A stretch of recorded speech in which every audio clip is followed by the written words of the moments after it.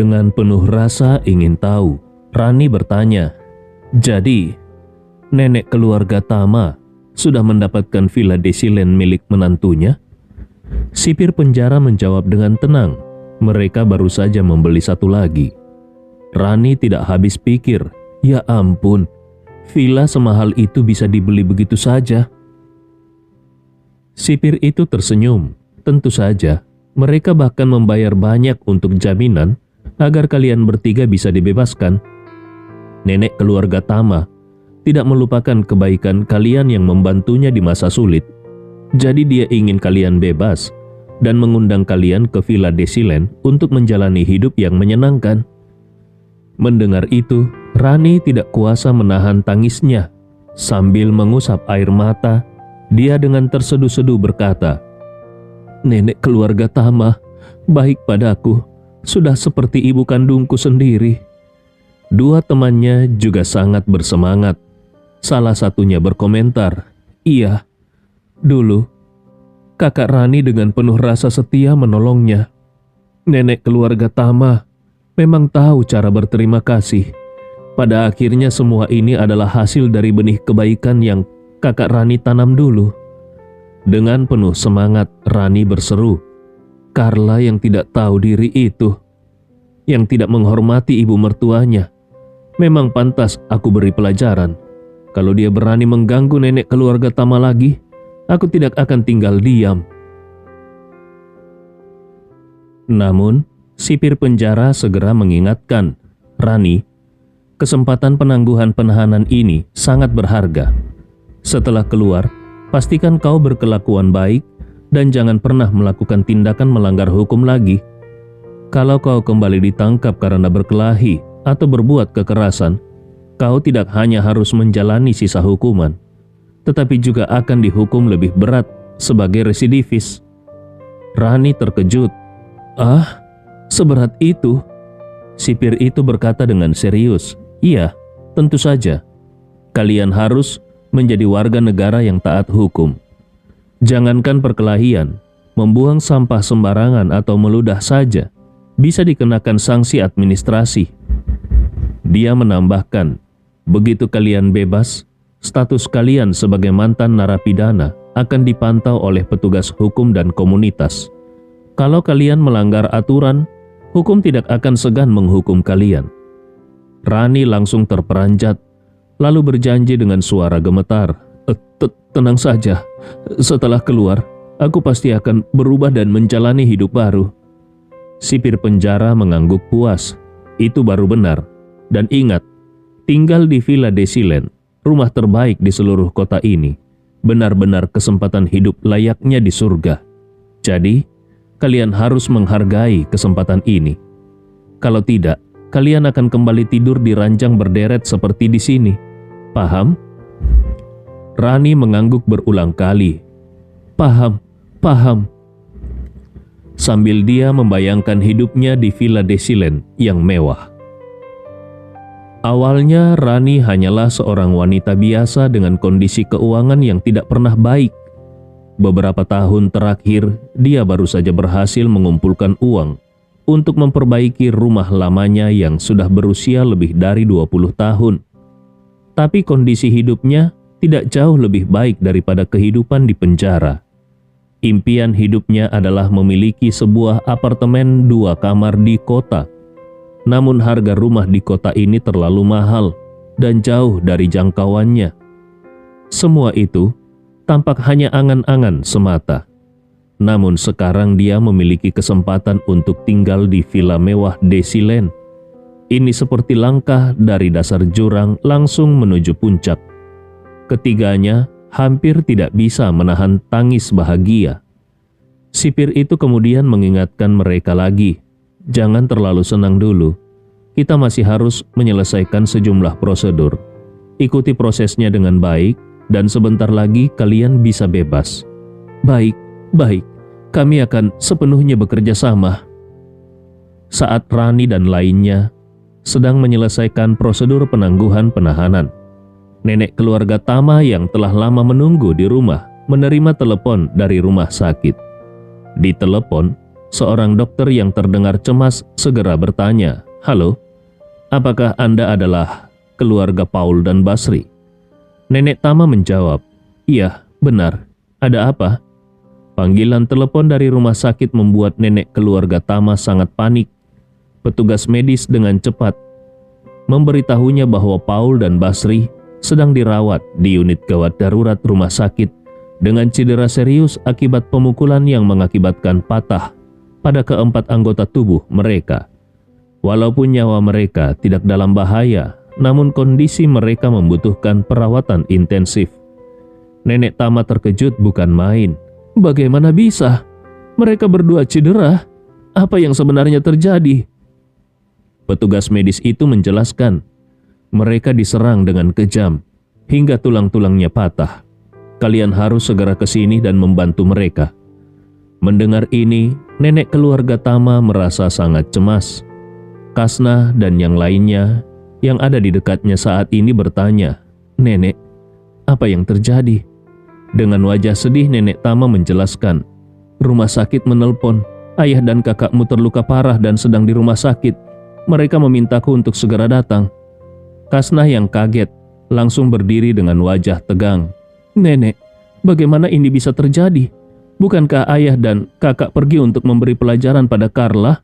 Kenapa malah mereka yang dirawat?" Nenek Tama yang sama bingungnya segera berkata, "Aku juga tidak tahu. Ayo, bersiap-siap dan pergi ke rumah sakit sekarang juga." Sementara itu di dapur, Novia yang sedang menyiapkan bahan makanan mendengar kegaduhan yang segera membuatnya keluar. "Ada apa, Bu? Apa yang terjadi?" Nenek Tama menatapnya dengan marah. "Cepat ganti pakaianmu dan ikut kami ke rumah sakit. Paul dan Basri terluka parah dan dirawat di sana." Novia yang kaget hanya bisa bergumam, "Bagaimana ini bisa terjadi? Carla masuk rumah sakit. Itu sih masuk akal, tapi kenapa mereka juga masuk rumah sakit?" Nenek Tama menghardik, "Jangan banyak bicara. Cepat ganti baju dan ikut kami ke rumah sakit." Tanpa berani melawan, Novia buru-buru membersihkan tangannya dari tepung dan bergegas ganti baju. Akhirnya, 3 generasi perempuan keluarga Tama itu pun pergi ke rumah sakit dengan cemas. Sementara itu di pintu keluar penjara wanita, Rani, Yura, dan Yulia membawa barang-barang mereka keluar dari balik tembok tinggi penjara. Begitu mereka keluar, Yura langsung bertanya, "Kakak Rani, nenek keluarga Tama sudah membebaskan kita, tapi kenapa tidak ada yang menjemput?" Yulia ikut menambahkan, "Benar juga, bukankah seharusnya dia juga menjemput kita?" Dengan penuh kebijaksanaan, Rani menenangkan, "Jangan berpikir begitu. Mereka sudah membebaskan kita dan mengundang kita ke Villa Desilen untuk tinggal di sana. Itu sudah sangat murah hati. Kita harus tahu diri dan bersyukur." Akhirnya kedua temannya setuju, meski dengan sedikit perasaan sungkan. Rani tersenyum, "Ayo, kita bertiga naik taksi ke Villa Desilen. Sekarang hampir jam makan, siapa tahu Nyonya Tama sudah menyiapkan pesta untuk menyambut kita." Mendengar itu, kedua temannya langsung bersemangat dan berkata, "Ayo, kita segera ke sana." Pada saat itulah, sebuah mobil Mercedes-Benz berhenti di depan mereka. Seorang sopir turun dan bertanya, "Maaf, apakah kalian adalah Rani, Yura, dan Yulia?" Rani segera mengangguk, "Benar, itu kami. Kau siapa?" Sopir itu tersenyum ramah, "Aku adalah sopir yang dikirim oleh Nyonya Tama khusus untuk menjemput kalian dan mengantar kalian ke Villa Desilen. Silakan naik." Setelah mendengar penjelasan sopir, Rani menatap mobil Mercedes-Benz mewah itu. Dia tidak bisa menahan diri untuk berseru dengan penuh antusias, "Nyonya Tama benar-benar terlalu baik pada kita. Seumur hidupku, aku belum pernah naik mobil Mercedes seperti ini." Di sampingnya, Yura juga tidak bisa menahan rasa kagumnya. "Mobil terbaik yang pernah kutumpangi adalah mobil polisi saat aku pertama kali ditangkap." Yulia mengangguk-angguk setuju, "Aku juga sama." Mendengar percakapan mereka, sopir itu tertawa dan berkata, "Ayo, kalian bertiga segeralah naik." Rani langsung tersadar. Dia buru-buru membuka pintu belakang dan duduk di dalam mobil. Dua orang lainnya bergegas ikut masuk, namun sopir dengan cepat berkata, "Di kursi belakang hanya ada 2 tempat duduk, jadi salah satu dari kalian harus duduk di depan." Yulia yang baru saja membuka pintu di sisi lainnya hendak masuk, namun dia sedikit lebih lambat dari Yura. Dia pun langsung menggerutu. Mobil sebesar ini tapi kursi belakangnya hanya 2 tempat duduk. Mobil polisi yang dikemudikan petugas saja muat 3 orang di belakang. Dengan sedikit kecewa, Yulia akhirnya duduk di kursi depan. Rani duduk di kursi belakang mobil Mercedes mewah itu dengan perasaan yang bergelora.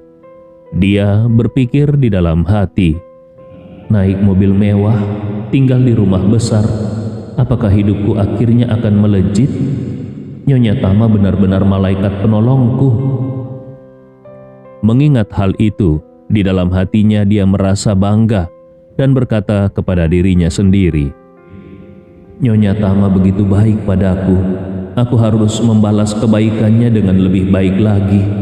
Mulai sekarang, aku akan menganggapnya sebagai ibuku sendiri." Mercedes pun melaju dengan cepat, namun tetap mulus. Mobil ini memiliki izin khusus untuk area Villa Desilen. Jadi mereka langsung diantar hingga ke depan villa keluarga Tama. Kemudian, sopir menggunakan kode admin untuk membuka gerbang luar villa, lalu membantu Rani dan 2 temannya merekam sidik jari mereka. Dia berkata, "Setelah merekam sidik jari, kalian bisa masuk dan keluar tanpa kunci." Ketika Rani melihat halaman luas di villa itu, dia merasa begitu senang hingga tubuhnya bergetar. Dia bertanya, "Tuan, maaf, apakah sidik jari ini juga bisa digunakan untuk membuka pintu rumah?" Sopir mengangguk dan berkata, "Bisa. Pintu gerbang dan pintu utama villa ini terhubung dengan sistem rumah pintar. Jadi, setelah merekam sidik jari, semuanya bisa diakses. Sekarang kalian bisa masuk. Dan mulai sekarang, anggap saja ini rumah kalian. Jangan sungkan." Rani buru-buru bertanya, "Lalu di mana Nyonya Tama? Kenapa dia tidak keluar?" Sopir tersenyum. "Nyonya Tama ada sedikit urusan, jadi dia memintaku untuk mengantar kalian dulu. Kalian bisa masuk dan memilih kamar. Masih banyak kamar kosong di dalam villa."